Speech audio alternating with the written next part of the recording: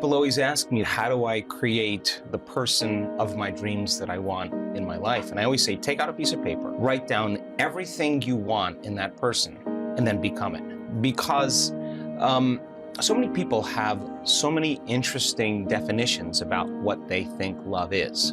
Some people have it in terms of need. Some people have it in terms of sexuality. Some people have it in terms of control and dominance and success. So those are different experiences that really don't lead to this concept called love. How come I can't create the relationship that I want? Let me ask you a question. Would you go out with you? So I have a couple theories about relationships that I think are really important, and I use the same exact principles with my life. Now, first of all, I will never work in a relationship, and I don't think anybody should work in a relationship. I think if you're working in a relationship, something is not clicking, something is not right. But if you bring your best, and the person that you're with brings their best, and you celebrate your life together, then there's constructive interference, there's growth, there's energy. If you're not there and you need a mirror or a reflection, then it's good to ask, am I missing something? Am I not seeing myself in some way? And then there's a healthy conversation when you invite it. But if you're not invited to contribute your opinion, then it's better off that you don't. So people always say, I want a loving relationship, but what they really want is happiness, really. So we do these meditations to create love in our lives. And it could be love in familial relationships with your siblings, it could be with your parents, it could be with your friends, or it could be with a significant other. If thoughts are the electrical charge in the quantum field, and feelings are the magnetic charge in the quantum field, and how you think and how you feel broadcasts an electromagnetic signature that influences every single atom in your life. The thought sends a signal out, and the feeling is the magnetic field that draws the event back to you. So if you're not in a place where you're in love with life, or in love with yourself, or practicing diminishing your emotional reactions to certain people or conditions in your life, and you're living in anger or hostility or judgment or fear, and you want a loving relationship, there is no magnetic field for you to draw that to you. And in fact, if you say to me, well, it's that person or that circumstance that's caused me to feel this way, then I would say that person or that circumstance is controlling the way you feel and the way you think. And anything that controls the way we feel and the way we think, we are victims to. So most people are unconsciously responding to the conditions in their environment, experiencing emotions that are derived from the hormones of stress.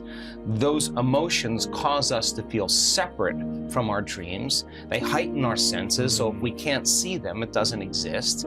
The threat or the danger puts us in emergency mode. Your response to the environment is actually weakening your organism. It's weakening your response, is actually weakening the body. Then you will be, as a victim, more vulnerable to the conditions in your environment, whether they're large or small. And I'm talking about microorganisms as well. So if you wanted a true relationship where it was fundamentally based on this concept called love, if you could truly begin to practice trading those survival emotions every day for elevated emotions, and you practiced opening your heart, it's a skill that has to take place where you move out of survival. So people say, well, I can't open my heart. I can't feel love. And I say, well, what do you practice feeling? Because whatever you practice feeling, you're feeling most of the time. And that feeling could be guilt, but you're so used to it, you wouldn't even know it's guilt. It just feels like you. Are most people practicing a feeling, or are they just reacting to how they feel? They're reacting to their external environment. So if they have an unhappy thought, they feel unhappy. If they have a judgmental thought, it produces chemicals that makes you feel polarized. The stronger the emotions that we feel from the problems and conditions in our life, the more altered we feel inside of us, the more we pay attention to what's causing it outside of us. If you have an event in your life, an experience in your life that has a strong emotional charge to it, and you don't feel like your normal self, you feel this alarm system switch on. you're going to narrow your focus on the cause, and the brain's going to take a snapshot. So then what people don't know is that every time they think about that event, they're producing the same chemistry in their brain and body as if the event was occurring. So the highly charged event is actually producing the emotion, and the body is so objective that it doesn't know the difference between the real experience that's creating the emotion and the emotion that the person is fabricating by thought alone. The body's believing. All you need is an image and an emotion, a thought and a feeling, a stimulus and a response, and you're conditioning your body emotionally into the past. The memories, and this is just not in the brain now, it's in the body. So the problem is that it becomes a subconscious program. It's no longer a conscious process. The body has been conditioned into resentment, into unhappiness, into fear, anxiety, whatever it is. So back to our concept of bringing love into your life. So you say to that person, okay, open your heart, and they're gonna say, are you kidding me? I was hurt. I'm not gonna do that. Let me see your cards first. And once I see your cards, then I'll open up a little bit. In that state of survival, the research shows that the long-term effects of those stress hormones are pushing the genetic buttons that are creating disease. The body can't live in emergency mode for that period of time. So in a sense, the person is making themselves sick by thought alone. The problem is now the body is conditioned into the past, and it's the mind.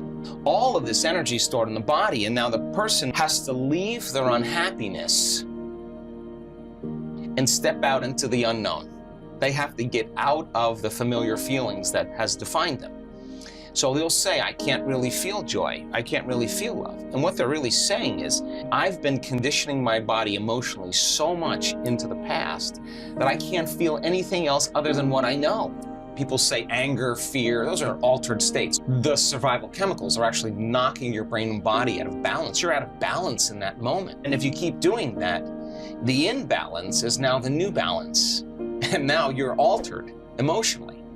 So back to the concept of love. So the person can theoretically, intellectually, philosophically say, oh, I want this type of person. She's got to be this way. He's got to look this way. He's got to be like this. And they're basically saying, I want something that represents all the things that I no longer want. And so they're creating with their brain and mind, which is perfect. The problem is that if you can't feel the emotion of your future, your manifestation of love before it's made manifest, waiting for the outer environment to change, that's cause and effect. We're waiting for something to happen. If you're feeling the lack and the emptiness, then you're keeping your relationship at arm's length because you don't have the magnetic field to draw to you. So can you teach your body emotionally what the future will feel like before it's made manifest? That means you can't wait for your relationship to feel love. You have to reverse that battleship and understand feeling love and practice getting so present in the moment that you're not anticipating the next moment or trying to predict the future.